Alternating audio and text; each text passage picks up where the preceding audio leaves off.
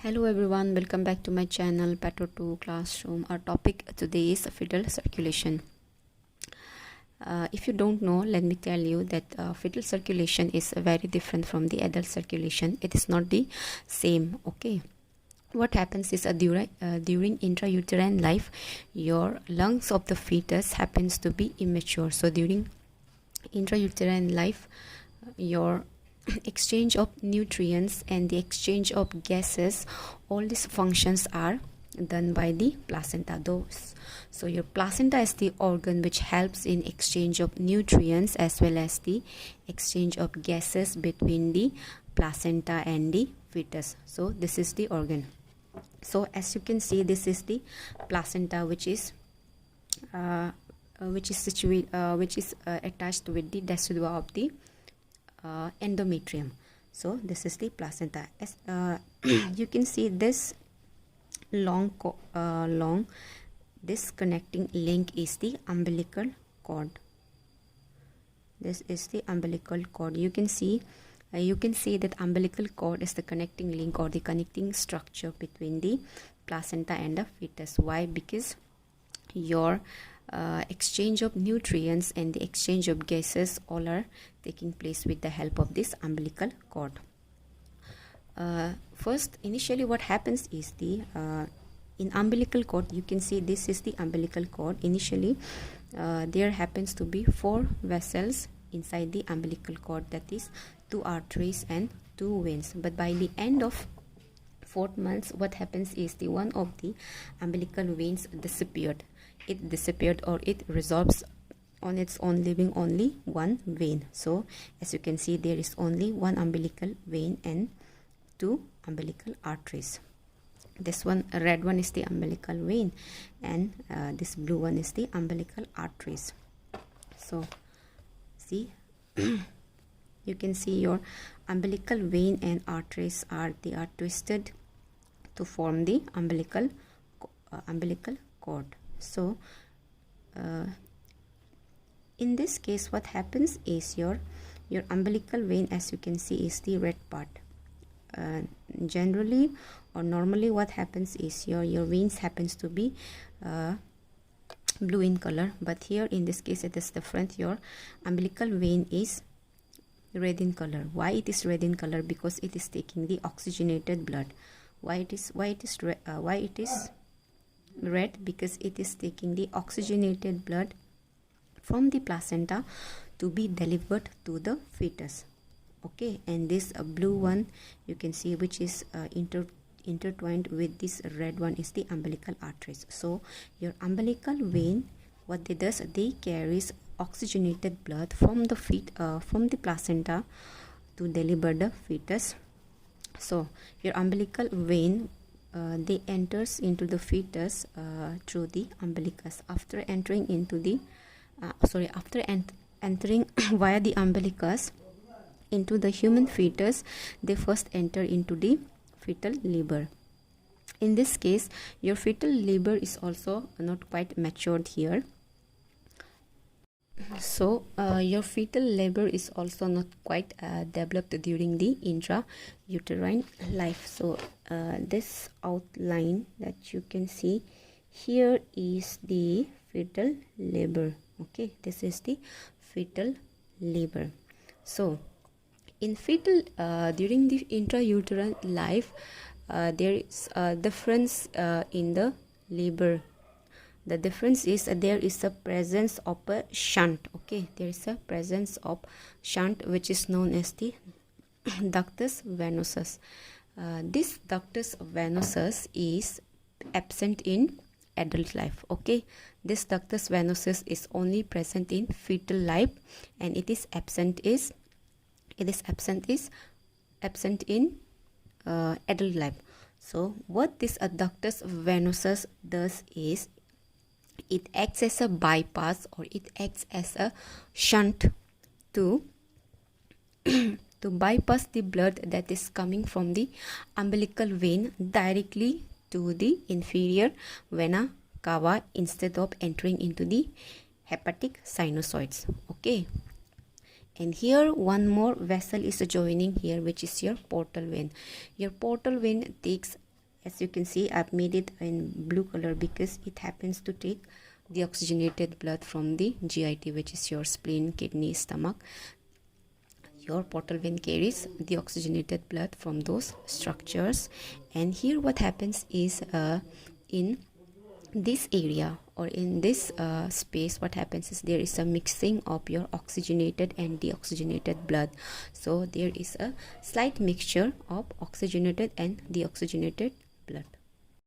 So after the portal vein joins the inferior vena cava, the inferior vena cava goes on to drain the mixture of oxygenated and deoxygenated blood directly into the right atrium. So after entering the blood from inferior vena cava to the right atrium, the normal or your physiological way or channel is to enter into the left ventricle. But here what happens is instead of this blood going to the right ventricle, your blood goes directly to the left atrium. So this is the second, you can say, call it as an exception. First exception was there was a presence of ductus venosus around here, and second is there is a presence of foramen oval. This foramen oval, it is like this also acts as a shunt which bypasses the blood that is coming from the inferior vena cava into right atrium to bypass into the left atrium instead of following the normal route, which is the right ventricle. I understanding, instead of going from right atrium to the right ventricle, the blood goes directly into the left atrium. So after coming into the left atrium, the blood then goes to the left ventricle. Okay, this is same only. After coming left ventricle, it goes on to left atrium into the left ventricle, and from the left ventricle it goes to the arc of aorta, producing three branches, which are your brachiocephalic artery, left subclavian artery, and left common carotid artery, to supply the upper part of your head, neck, face, and the brains. Okay, this much is clear. Your blood coming from the right atrium goes to the left ventricle, and from the left ventricle to arc of aorta to supply the upper part of your head, neck, and face, and the brain. So apart from this, the blood, there's also a presence of in superior vena cava, which is taking venous blood from the upper part of your head.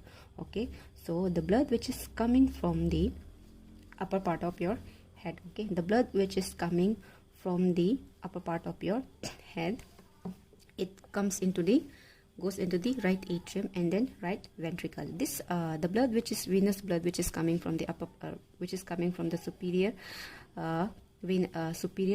vena cava, is not high pressure. Okay, so this is the reason why it don't bypass to the left atrium, but it directly goes to the right atrium. So from superior vena cava to right atrium and then right ventricle. So after entering into the right ventricle, it goes on to the this is your pulmonary trunk. So this is your pulmonary trunk. This is, so after going into the pulmonary trunk, because what I told you, because here the fetal lungs are immature. Okay, your fetal lungs are immature. Because of this immaturity, your fetal lungs are in a collapsed state.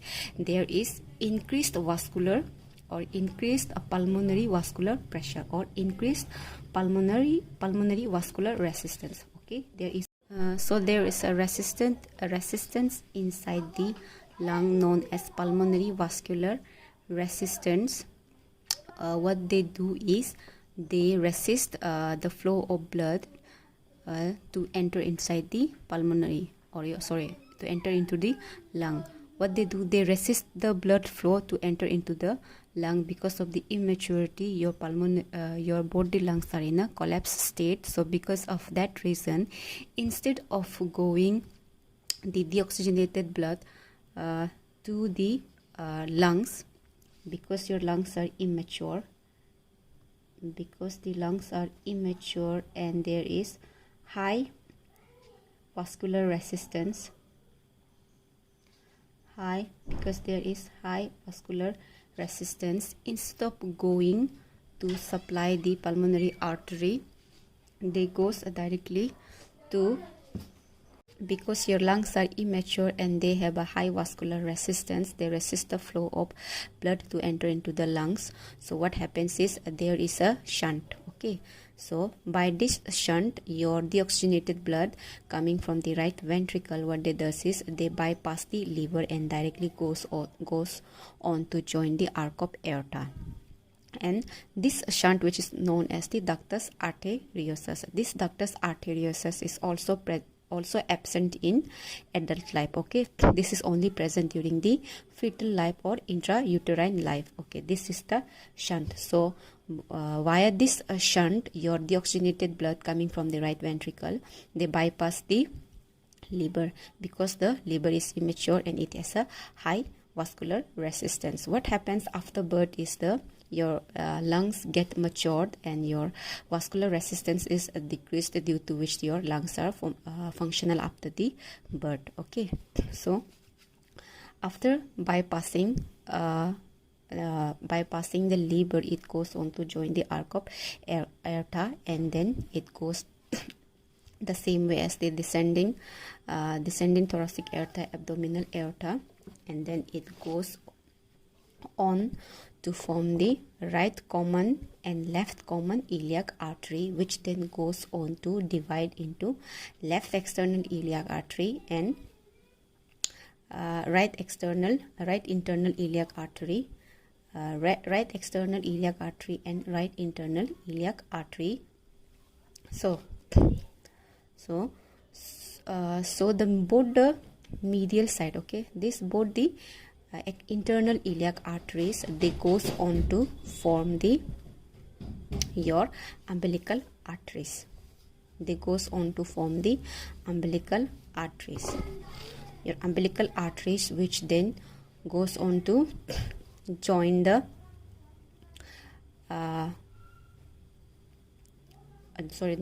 which then goes to placenta to deliver the deoxygenated blood to the placenta, where the oxygenation of your deoxygenated blood will takes place.